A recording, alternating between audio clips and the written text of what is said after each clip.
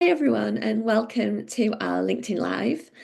So we're going to be talking over the next, hopefully 30 minutes. We're going to try and not hold you for any longer because we know you're on your lunch break, around some simple tips that you can use to bring a bit of calm into your day and to reduce your stress levels. And we're going to go through it as like in the order of how you might go through your day. But I should say that you can use these tips at any point. So these are not like you have to do this at breakfast and you have to do this at lunch. This is very much around just some tips and some ideas that you can take into your life. They won't take you a long time. They don't cost a lot of money, but they can just help you find a little bit of calm. If you've got any questions, please put them in the chat, and we'll try and answer them at the end if we've got time, or we'll DM you directly if we don't get a chance to answer them during the call. So I suppose we should start with introductions. No, I've introduced the guys. So hi, I'm Emma. My business is Wellbeing with Emma, and I support people through wellbeing coaching and holistic practices like yoga and energy healing to support them to reduce their stress and to just find more joy and have more energy in their everyday life. Georgina, do you want to introduce yourself? Yeah, thanks, Emma. So I'm Georgina Hickman. I'm a band registered nutritionist, and what I do is I primarily work with people just to try and get them to find a little bit more balance in their day through food, actually. So a slightly different take on it, Emma, but the same sort of ultimate goal. And this has been influenced by my own journey, really, which was through, working through corporates and just trying to make it so that we can actually find it a bit easier to approach everyday life and a bit more resilient to everyday stresses. And I myself found food to be very helpful with that. So I'm very interested in trying to empower others to understand how they can do that themselves. Nice. Thank you. Yeah, I should say these are all the tips that we're going to share with you are absolutely things that we both do Yeah. in our everyday life because they're ways that we found that make us a lot calmer. So these are not things that we're preaching about that we don't do. These are all practical things that we've taken on board and that we know have helped us to make our lives simpler and calmer and reduced our stress from when we both did our corporate job. Yeah, that's right. Exactly. So let's make a start. So first one, if you can get out into nature in the morning, is a beautiful way of just grounding yourself, taking in a little bit of sunlight, um, balancing your, I always say this word wrong, because I want to say Kasabian ribbons. That's not right. What's the word, Georgie? Circadian, Circadian, circadian. thank you. Yeah. Rhythm. Re-energizing yourself. So if you can get out in the morning, even if it's just with your morning cuppa, get outside, take a couple of breaths. If you can take your shoes and socks off and put your feet on the grass or some soil, amazing. But you don't worry if you can't.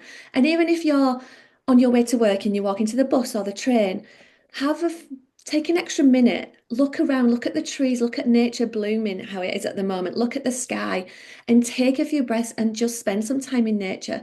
And it might feel like nothing, but actually, it can really bring a moment of calm into that morning routine and help you just to feel a lot more energized and grounded. And there are loads of studies around how being out in nature can really support you and improve your life. So try and take 5, 10 minutes and just take that morning bit of energy. If you can't do it in the morning, do it any time of the day. It doesn't matter, but you'll get the most benefits if you can do it first thing. Yeah. And what can we do with our breakfast to help us? Yeah, yeah. So first of all, I was just going to say I couldn't agree more with what you just said about how important it is to start your day right like that, and taking a little bit of morning sunlight because it really helps with alertness and setting us up right for the day. But the other way that we can do that is with food. And primarily getting in a nutrient-dense breakfast. I find this a really, really important tip that I use with a lot of my clients. And really, what we're looking to do is trying to get a balance that incorporates some protein, some fiber, some complex carbohydrates, and also some healthy fats. And so, I mean, I'll give you some good examples of what this might look like. I mean, I love anything with eggs. Eggs breakfast are brilliant. They help to sustain your energy levels, stop cravings, help you make better informed choices through the day. So something like eggs on whole grain toast with some avocado and spinach would be great. Or some some Greek yogurt with berries and nuts and seeds would be another one. Or alternatively, something if you're more like a smoothie on the go person, then having a smoothie is great, but make sure that you put in some clean protein or some almond butter or some nut butter in general, because these protein elements are key. It's the protein that really will help to sustain you. So yeah, I believe that going into the day with a well-nourished breakfast is a great way to start. I have to say, since I last year started to really prioritize protein more in my diet, and I've started having scrambled eggs, a slice of sourdough, spinach and tomatoes, or maybe spinach and avocado every morning, and it's Lovely. changed my morning so much. I have so much more energy, and I'm full. Yeah. I don't often eat my lunch then until like half 1, 2 o'clock, because I'm full. I don't need a snack, so it is an amazing way to start your day. Yeah, exactly. And that's great as well to like try and avoid the snacking, not just for weight, but also for our digestive system and many other things we won't go into today. But yeah, it's a really important step. But added to that, and probably related, is actually reducing caffeine. Now this is so important when we're feeling stressed because it might be something that we go to help us perk up our energy levels and things like that. And it will do that because it switches off the adenosine receptors, which make us feel sleepy. But it will also, once the effect of that wears off, make us feel more irritable and perhaps shaky or anxious. So not ideal if you're already feeling a bit stressed. So caffeine actually works on our adrenal glands, and so if we're constantly stimulating them with everyday stressors, if we have a very stressful job, lifestyle that we're trying to get through, then actually adding caffeine into the mix isn't necessarily going to be the most helpful thing. So I'm often trying to help people come away from caffeine, not necessarily entirely, but reducing it to perhaps 1 or 2 cups a day, and avoiding it on an empty stomach because then it's not got anything to help balance it either. And so the thing that I will try and encourage people to do is replace caffeinated drinks with decaf, which although still contains some caffeine, it's much lower content. It's much lower content, so it's much easier to incorporate into your life, and also perhaps replacing it with more hot waters or herbal teas that don't have the same impact. Nice. So so that's how we start our day, and that sounds lovely. It does, doesn't it? Nice morning Yeah. routine. So what do we do? So if we started our day, we've started our work, and we're starting to feel stress. One of the really nice ways in which we can just take a moment of calm is to take some breaths. And it sounds really obvious because we just breathe in all day long, but actually, let's just do a little practice now. Let's just take 3 breaths together. So what we're going to do is we're just going to take an inhale, and we're just going to scrunch our shoulders up to our ears, take them as high as you can, and we're going to hold the breath in at the top. And then as we next take another like little moment, and we're going to exhale through the mouth, and we're going to drop the shoulders down. Nice, let's do another. So this time we're going to inhale, we're going to shrug the shoulders up, we're going to scrunch our face up, we're going to clench a fist, and we're going to hold the breath in at the top. And then we're going to exhale through the mouth and let it all go again.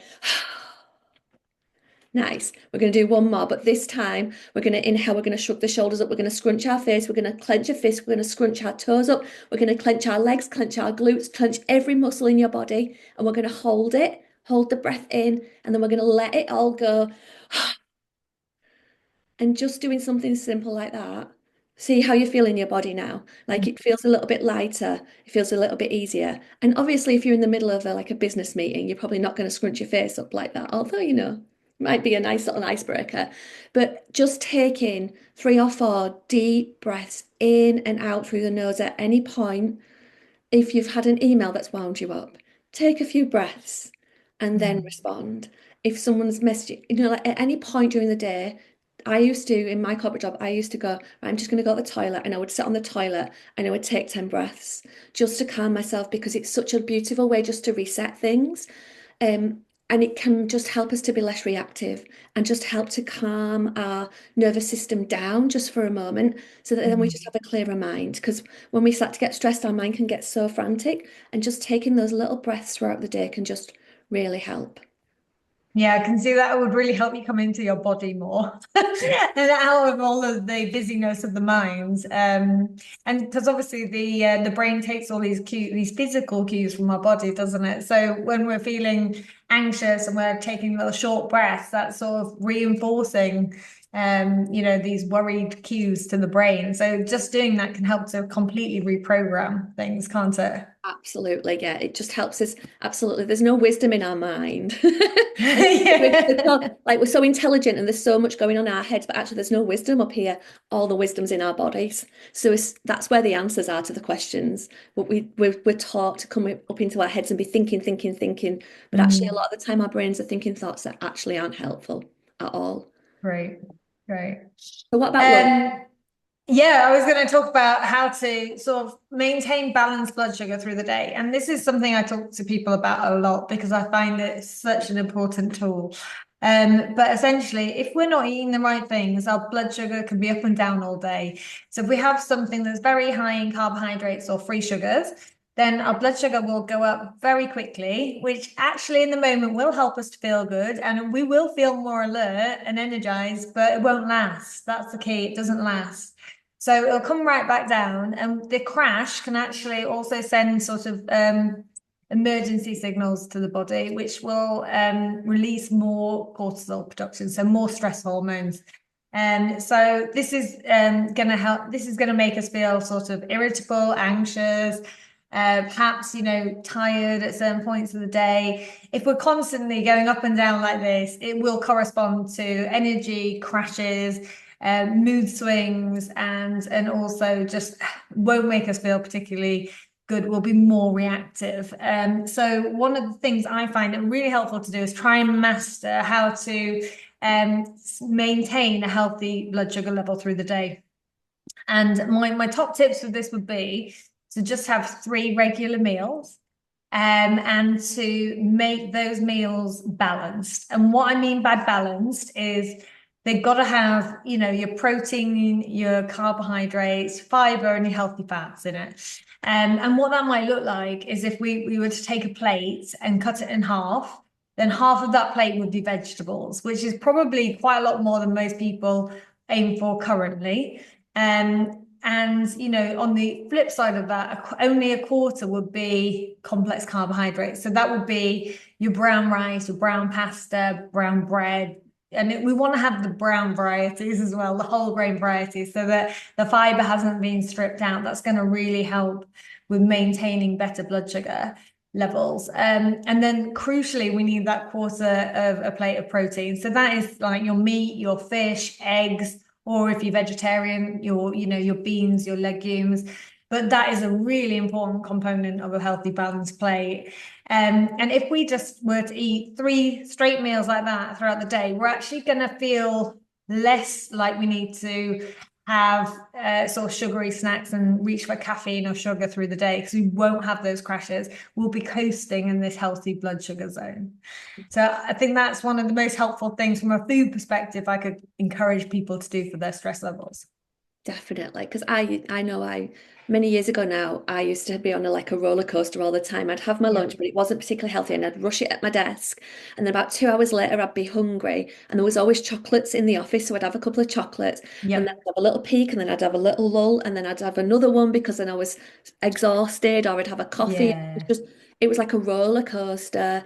So since I found a more balanced way to eat, I just don't snack very much at all anymore because I'm just so much. I just feel like more on an even keel. That's it. That's it. Yeah, I mean, I used to be the same, and we do call it the blood sugar roller coaster for a reason because you do get all these sort of peaks and troughs. And I remember every day at about 3 p.m., I would hit this sort of lull in the afternoon, and I wouldn't be able to focus. I wouldn't be able to do my work, and I would have to go out and get like a chocolate bar and a coffee just to get me through until like 6 o'clock when I finish work. So yeah, now and that would never occur to me. It would never occur to me. Yeah, it's So crazy. that's the difference it can make. Definitely. So something else that can make a lot of difference is building some movement into your day. And that doesn't have to be going to if you want to go to the gym, absolutely that can be amazing, but it can be something really really gentle, like going for a nice walk, having a little bit of a run, having a gentle stretch. It does not need to be high impact unless you choose to do that. Because I know some people find running really de-stresses them. Personally, it's not for me because I don't like high impact because I've had a bad back, so it doesn't work for me. So some gentle movement like walking, yoga, and there's loads of free ways to do this. You can just go for a walk and you could combine it with getting into nature. So you could go for a walk in nature, you could be listening to a podcast or a meditation app or something like that and start to combine some of these things, taking some deep breaths as you move. But why movement is so important is because it helps your digestive system, doesn't it? It helps you to Yeah. digestive soothes. It helps you to come into your body, but it also helps just to get out of your head completely, Mm. as we were saying about the breaths. Get out of your head and come into your body, and also improve your fitness. And you Yeah. don't have to be doing walking up mountains to improve your fitness. Gentle walks every day will help you to be more balanced in your life. I don't think people sort of believe me when I say that, but genuinely, it doesn't have to be something extreme unless you choose it to be. Yeah. It's totally up to you what you want to do, but some gentle movement. And if you want, I've got some gentle things that I put on YouTube and on my Instagram, which are there, which can help you. There's loads of really helpful like yoga classes and things like that on YouTube. You don't have to be spending loads of money going to the gym if you don't have that money. It can be something free and just a gentle stretch at home. Mm. And would you say, Emma, that like if people are quite stressed already, then doing something really high impact could actually be detrimental, couldn't it? Could actually put you into a more stressed state. Yeah, because your heart rate's just rising, and actually sometimes it's nice to do something calming. Yeah. So even if you do like to go to the gym, do some gentle stretches afterwards and bring your heart rate back down. Take Yeah. some deep breaths and just allow your body to relax.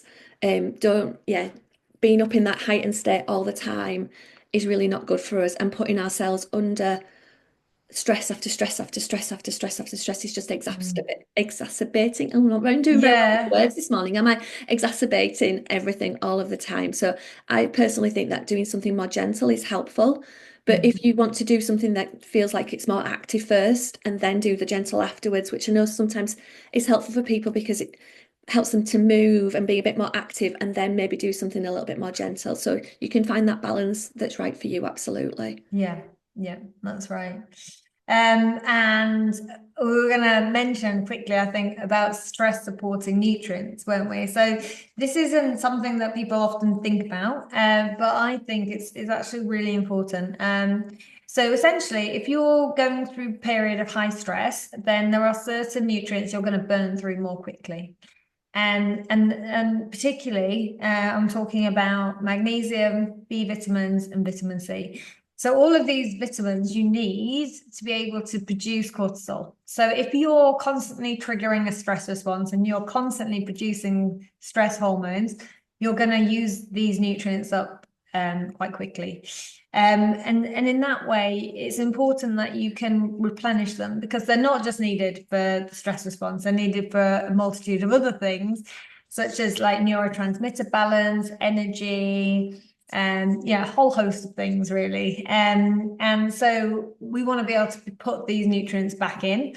So magnesium, you can find this in a few places, but magnesium-rich foods include things like your leafy green vegetables, certain nuts, so particularly almonds, cashew nuts, and seeds as well, pumpkin seeds, flax seeds, dark chocolate, which is a big bonus for me anyway. So that's my excuse for eating a lot of dark chocolate, and also avocados and whole grains. So they're the sort of foods you're going to find magnesium in. And I would encourage people to try and get in some of these magnesium rich foods if they're going through a period of high stress. B vitamins are quite commonplace. We do find B vitamins in a lot of foods. But it is important to know that we do need B5 to be able to produce cortisol. And then we need other ones like B6, B12 for neurotransmitter balance. So B vitamin rich foods include things like your meat, fish, whole grains, legumes, dairy. So there's quite a few options for B vitamins. And then vitamin C rich foods, again, vitamin C crucial for cortisol production and adrenal function. And we're going to find your vitamin C rich foods in things like citrus fruits, bell peppers, what else? Leafy green vegetables, again, they're good for all of these things actually. Broccoli, tomatoes, um, yeah, a whole host of fruits and vegetables really. And vitamin C is great as well because it's also an antioxidant. So if you're putting a lot of physical stress on your body, which we do know the mind and the body are connected. So, mental stress can correspond to physical stress. Then you're going to probably need more antioxidants as well. So vitamin C takes the box for that too. Yeah. And that leads me nicely, and you're talking about how the body and the mind are connected, leads me very Yeah. to one of the ways that I manage my stress and always have since I have found this practice is meditation. And I know meditation, a lot of people are put off by the word meditation, but actually for me, meditation is just around finding that connection between the mind, the body, and the soul, and just taking a bit of a moment, allowing to be more present and being really mindful, getting out of your head and into your body. And a lot of people say to me, because I teach a lot of beginners, and they're like that, yeah, but my mind's really busy. And I'm like, yeah, my mind's busy. I'm sure most monks who maybe meditate for like hours on a day, hours every day, their mind's still busy because your mind is your mind. But what meditation allows you to do is to start to step back from your thoughts. So rather than always being involved in your thoughts and they're swirling and you're really engaged and in the middle of it all, you sort of develop the skill to just step back and all the thoughts are still happening, but they're just going along. And you're just with your breath, with your body, letting them do their thing. But it allows you and it enables you to understand that your thoughts are not you and you're not your thoughts. Because I think a lot of us spend so much time in our heads and we think all those thoughts are right, but actually they're not. A lot of our thoughts are our brains trying to protect us or trying to stop us from save us or do something. And it's helpful in some contexts, but in moments of stress, those thoughts will get more because your body and your brain know that actually it needs to protect you and it needs to try and keep you safe. And so actually your thoughts will get more and more and more and more as your stress rises. And so actually it becomes less and less, they become less and less helpful. Mm. So actually finding a moment to just come and just be still and breathe. Or you could do it as a walking meditation. So if sitting still, cross-legged, you don't have to sit still cross-legged with your hands like this to meditate like that. It's lovely and you can, but you can walk around. So as I was saying earlier at the beginning about taking your shoes and socks off, walking on the grass, take a few steps like that, but really be present in that moment, really feel the earth beneath you. Take some deep, slow breaths, walk and feel and be aware of everything around you. And that is a form of meditation. You can do Mm. it while you're washing up if you so choose to, but be really present and smell the detergent, really feel the different textures of the different things that you're washing, and really be present just in that moment. Feel the bubbles, feel the water. So rather than thinking about, oh, my to-do list and this and that, actually just being present in that moment. All of those things Mm. are forms of meditation and can just really help to calm the mind. And it is, and it still is for me, and I've been meditating regularly for more than 10 years now. It is a practice, and some days it's really hard. And some days I could sit there for an hour and it's really easy. I think people are very critical of themselves and go, well, I can't sit and be quiet in my mind still. That doesn't matter. The more you do it, the easier those things will get. And the more ability you will have to just step back and just be like, okay, yeah, I've got lots of thoughts. I'm just going to just let them just do their thing. And I'm just going to be in my body and listen to what my body's trying to tell me. Because we miss out on these signs. So when I was really stressed, I suffered from chronic pain. And actually, it was mindfulness and meditation that enabled me to start to think about what the things were that I was doing that was causing the pain.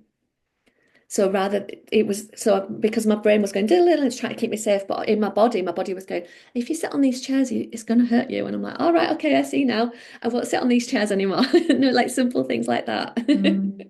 And Emma, if you were somebody like coming to meditation for the first time, like where would you start? Where would you encourage people to start? I would encourage people I would just go on YouTube. So go on my YouTube page, there's loads there. Mm. And at the end, we'll talk about some of the things I've got little tasks that I've got at the moment, which is called Find Your Calm, where I send emails out once every 7 days. And one of those is a meditation, and you can repeat it as many times as you want. Right. Come onto my Instagram, I've got loads of things there where it's literally 2 or 3 minutes and Mm. just sitting. So it doesn't have to be an hour. It can be 2 or 3 minutes, and it can really make a lot of difference. So you Yeah. can check out and find a voice, someone's voice that you like. Like if Yeah, that, I have to say, like, I really like guided meditations. Like, then for me, that's a hook, like listening to the voice. And if it's a calming voice, all the yeah, better, yeah. Find an But my absent-minded mind would voice. get distracted quite easily otherwise. Yeah, it's hard. I think it's hard, particularly as a beginner, to sit by yourself and just meditate Mm, and just be yeah. like, what do I do? Find someone that you like to talk you through it. There's loads of lovely apps. There's loads of stuff on YouTube that's free. Mm. Find a voice that you like. So if my Yorkshire accent's irritating you, don't listen to me. What do you mean? It's really soothing and calming. I hope so, but I know it doesn't work for everyone. So I was going to talk a little bit about reducing alcohol because one of the things that we might turn to if we're very stressed to try and bring our nervous system down is alcohol. And in some ways it makes sense because alcohol is going to stimulate our GABA receptors. So it's actually going to have that calming kind of like take a deep breath out response. It's just that it's really not the most helpful thing long term. And obviously, we're all aware of like the negative connotations of alcohol and stuff. But one thing that I like to think about is that although it might help you in that moment, it's actually going to make it harder for you the next day or even in the next few hours because your body has to detoxify all that and it's going to unbalance your moods quite a lot actually just because of the nature of what it does. So the come down from it can be quite hard. But actually, this was the thing that made me stop drinking on a regular basis, and it was the impact that it has on sleep, actually. So I had never really thought about this, and I'd not really understood it until one day I was reading a book about sleep, and just one alcoholic drink will affect your sleep. And what it does is it impacts your REM sleep, which is a stage of deep sleep. And it's the part that's actually important for memory consolidation, for learning, and importantly, emotional regulation. So it's stopping that important process in our sleep happening, and sleep's so important to me. I don't want anything to impact it. And also, I think many of us think that alcohol can help us to sleep, but it doesn't. It just literally knocks us out. We don't get proper recovery. We don't get restful sleep. You're probably waking up a bit in the night and stuff. And the next day, you probably feel a bit more groggy. You'll probably have some brain fog, mood problems, and things like that. So, avoidance is going to be quite key if you want to try and maintain things in a different way. So, alternative practices is one way to go. So, like doing the meditation before reaching for an alcoholic drink, for instance, or taking a walk in nature before you do these things. So, it's just hold off until you get into a calmer state where you won't even need it. But the other thing is, if you want to sort of trick your brain into thinking that, you're doing something, then, have more alcohol-free drinks. There's a whole host of different alcohol-free drinks out there these days. And they're very helpful because, you can actually trick yourself into thinking you're having an alcoholic drink. You can actually get the same sort of response, but not without the alcohol. So, your 0% beers or gins or what have you. Or just set yourself a challenge of having more alcohol-free days because then, 5, 6 days of the week, you're getting perfect sleep. And then the one day of the week where you might want to go out and enjoy having a glass of wine or something with your friends, it's not going to have the same long-term impact on you.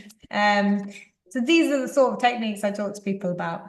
I have to say, particularly when I was doing my corporate job and I'd have a stressful day, I'd be on the bus on the way home and I'd always think to myself, oh, I'm gonna have a glass of wine tonight. I feel really stressed. I'm gonna have a glass of wine. And I used to do it, and then I'd got to when I started doing yoga and meditation and things, I'd be like, oh, actually, before I have a glass of wine, I'm gonna just go move my body for 5 or 10 minutes, Mm, and I'm gonna do a little bit of breath work or some meditation, and then if I still want one, I will let myself have one. mm, And often by the time I got to that point, I didn't want it anyway, actually, because I'd calmed myself in actually that little bit that I needed. And the other, I agree, non-alcoholic drink. So I love drinks. They Yeah, really I work for know what me. you And it's got a mean. little tiny bit of CBD in it. And it to me, that is, if I put it in a glass with ice and lime, it feels like a gin and tonic. Yeah, you just got to give Actually, yourself a treat. You're only yeah, looking for a treat because yeah. often we're thinking, oh, do you know, I've had such a hard day. I really need need a reward. And it is often that thought process which leads us on to having something like a glass of wine or something, isn't it, when we get home? Absolutely. So make yourself a lovely non-alcoholic drink and really sit and enjoy it. Fine, do Make a little that. ritual of it so it feels Yeah. like absolutely, like you say, like a treat. Yeah. Absolutely. And if you are still struggling to sleep, so hopefully, as Georgina said, if you reduce your alcohol, it will help you get more nourishing sleep, and that's what we really want because that helps reduce our stress levels anyway, because it enables our body Yeah. to come out of fight or flight and into rest and digest. So, and that's Mhm. really where we want to get to.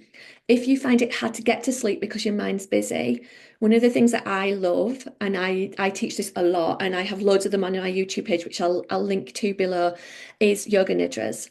And a yoga nidra is a guided meditation that takes about 20 to 30 minutes normally, but it can be longer. And what yoga nidras do is they take you into the state between awake and asleep. There's like a little dreamy space in between, and it helps your body and mind and soul to completely relax and come to a state of really deep rest. So you can use them, and I often do use them to help get to sleep, but you can also use them as rest. So sometimes the nature of my work is I might be teaching at 9 o'clock in the morning, then I might be teaching again at 8 o'clock at night. And so it's quite a long, I have to, in between, I just have to balance my energy or take a little bit of rest. And I might listen to like a 20-minute yoga nidra just to revitalize myself. I won't go to sleep. I'll just use it as like a little bit of a boost partway through the day, because they say that 20 minutes of yoga nidra is equivalent to 2 hours full sleep in bed because it's so restful. So even if you don't go to fully to sleep, you know that your body and mind have rested and have taken that rest for themselves. It's honestly such if you haven't done it before, I would highly recommend. They are so restful, and so I think they're totally magical. They completely improve. So even if you don't go to sleep at that point, you will probably have a better night's sleep afterwards because your body has started to relax and take that little wind down. Have you tried Yeah, I Ninja? love that. Yeah, I have. I have. And I'm always talking to people about the importance of a wind down routine. What I find really interesting is that, when we were children, we'd have this sort of rich nighttime ritual, including like maybe a bedtime story and a bath. And we spent all this time preparing for sleep. Whereas now as adults, we just think we can switch the TV off, go to bed, and switch the light out, and we're going to get the same great sleep, Yeah, which obviously doesn't really happen. But I think, yeah, having a practice, any practice really, but something like what you're saying to help wind us down and prepare us for sleep is really useful. definitely. So we hope that's really helpful. That is a little whistle-stop tour very quickly, running through 10 little steps to help you feel calmer and more balanced. And you don't have to feel like you have to take on all 10 all at once. But if one of these resonated with you, maybe start from there and then maybe start to add in the others as it feels appropriate. We're not trying to make you feel bad about your routine or anything. We're just trying to give you helpful tips that maybe Mm. help to just make you think and make you start to reduce your stress, because that is what we're both all about, isn't it? Reducing everybody's stress. Yeah, it's great. And I think what you're saying is great because we're not wanting to add to your workload, because if you're already stressed and busy, that's not going to help.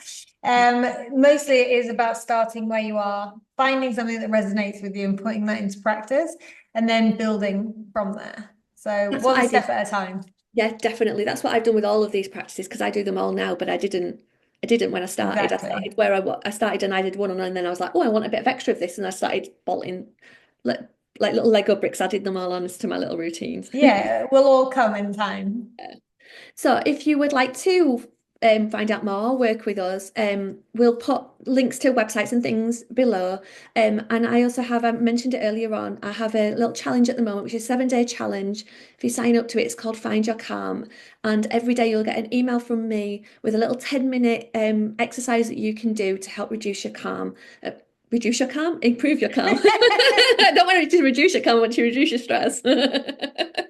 And it will help, yeah, little 10-minute tips that you can just do every day and see which one works for you. That sounds really good. What about you, George?